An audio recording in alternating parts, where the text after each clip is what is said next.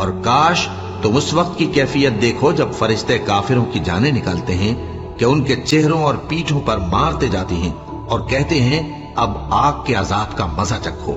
ये उन अमाल की सजा है जो तुम्हारे हाथों ने आगे भेजे हैं। और ये जान रखो कि अल्लाह बंदों पर जुल्म नहीं करता। जैसा हाल फिरौनियों और उनसे पहले लोगों का हुआ था वैसा ही इनका हुआ कि उन्होंने अल्लाह की आयतों से कुफ्र किया तो अल्लाह ने उनके गुनाहों की सजा में उनको पकड़ लिया। बेशक अल्लाह जबरदस्त है, सख्त अजाब देने वाला है। ये इसलिए कि जो नेमत अल्लाह किसी कौम को दिया करता है जब तक वो खुद अपने दिलों की हालत न बदल डाले अल्लाह उसे नहीं बदला करता। और इसलिए कि अल्लाह सुनता जानता है।